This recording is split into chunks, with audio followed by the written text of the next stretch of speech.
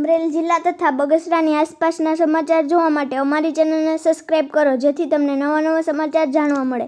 મળતી માહિતી મુજબ બગસરામાં ગેરકાયદેસર બાંધકામો હટાવવાને બદલે રેકડીવાળાને હટાવતું તંત્ર. સાર્વજનિક પ્લોટમાં બાંધકામો થઈ ગયા છે. મગરમચ્છ દેખાતા નથી ને માછલાને હેરાનગતિ. બગસરા એટલે નાનું એવું ખોબા જેવું ગામ. આ છેડેથી નીકળો ત્યાં સામા છેડે પૂગો ત્યાં થોડીક વારમાં જ પૂર્ણ થતું નાનું એવું ગામ, જેમાં કોઈ પણ જાતના ઉદ્યોગ નથી, કોઈ ગૃહ ઉદ્યોગ. ત્યારે 2015થી પછડાટ થયેલ બગસરામાં અનેક આર્થિક સમસ્યાઓથી ઘેરાયેલું બગસરામાં નાના વેપારીઓ, રેકડી ધારકો પોતાનું પેટીયું રડતા હોય ત્યારે નગરપાલિકાના સત્તાધીશો દ્વારા ખોટી રીતે નાના ગરીબ રેકડીવાળાઓને 200ની પાવતી આપી ખોટી રીતે નગરપાલિકાના સત્તાધીશો, ચીફ ઓફિસર હેરાન કરતા હોય ત્યારે બગસરામાં અનેક રાજકારણીઓની બિલ્ડિંગો ગેરકાયદેસર હોય જેને પૂછવા પણ જેવાતું નથી. ત્યારે અમુક તો બાંધકામો કોમ્પ્લેક્સ બની ગયેલ છે, જેમાં 7-8 વર્ષથી બાંધકામની મજૂરી લીધેલ નથી અને ગેરકાયદેસર રીતે બાંધકામ કરી નાખેલ છે. ત્યારે આવા રાજકારણીઓ પાસે સત્તાધીશોને અને ચીફ ઓફિસરને બીક લાગતી હોય તેવું લાગી રહ્યું છે. ત્યારે બગસરામાં સાર્વજનિક પ્લોટમાં બાંધકામ કર્યું હોય તેવી અનેક જગ્યાઓ જોવા મળશે.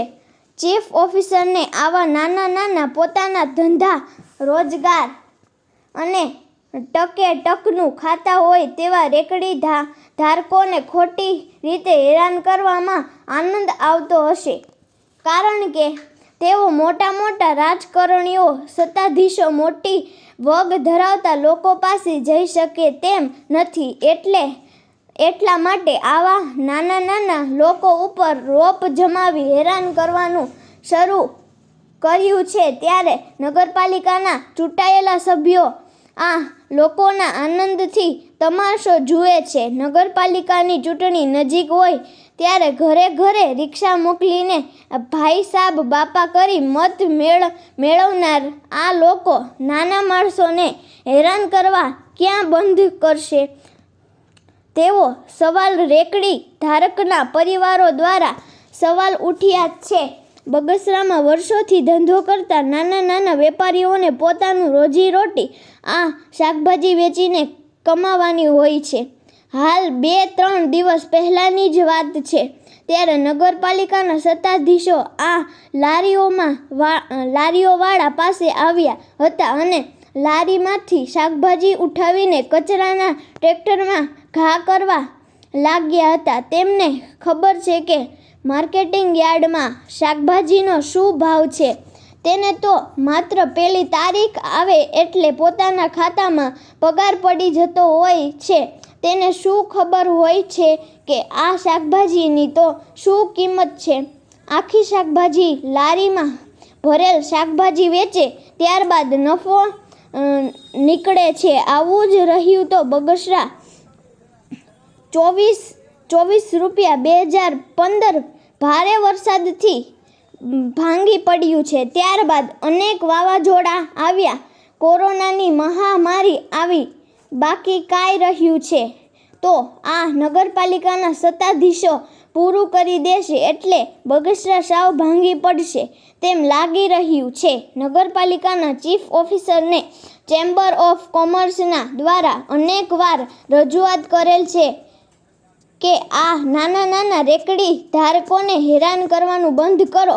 જો 200 રૂપિયા આપો તો ટ્રાફિક નડતું નથી અને 200 રૂપિયા ન આપો તો ટ્રાફિક નડે છે તેવી બેવડી નીતિ સામે લોકોમાં રોષ જોવા મળ્યો છે. તાજેતર નગરપાલિકામાં રેકડી ધારકો તથા ચેમ્બર ઓફ કોમર્સના સભ્યો ચીફ ઓફિસરને રજૂઆત કરવા નગરપાલિકાએ પહોંચ્યા હતા, પરંતુ તેમણે નનૈયા કરતા રેકડી ધારકો પાછા ફર્યા હતા. રિપોર્ટર સમીર વિરાણી, બગસરા. ગરીબ માણસ હાંજે હાંજે ખાતા હોય. શું કહેશો આજ માર્કેટમાં શેના માટે આ બધા ભેગા થયા છે? નગરપાલિકાએ આજે દબાણ હટાવ ઝુંબેશ ચાલુ કરી છે. તેમાં નાના નાના બૈરા ધંધાર્થી જે આ બૈરાઓ છે રોજે રોજનું બી આવીને રોજીરોટી કામતા હોય. આ 12 મહિનાનો મેન તહેવાર ને આજે કાંઈ ઝુંબેશ ઉપાડી છે એને આમાં વાંધો નથી અમને, પણ આ લોકોને ગમે ત્યાં વૈકલ્પિક વ્યવસ્થા કરે તો આ લોકોનો તહેવાર વ્યવસ્થિત રીતે ઉજવી શકે. તો આ લોકોનો 12 મહિનાનો મેન તહેવાર છે બગડશે અને એ તહેવાર કેમ ઉજવશે, તો એના માટે નગરપાલિકા કોઈ પણ વૈકલ્પિક વ્યવસ્થા કરે અને નાના ધંધાર્થીની રોજીરોટી ચાલુ રહે તે યોગ્ય વ્યવસ્થા કરે એવી અમે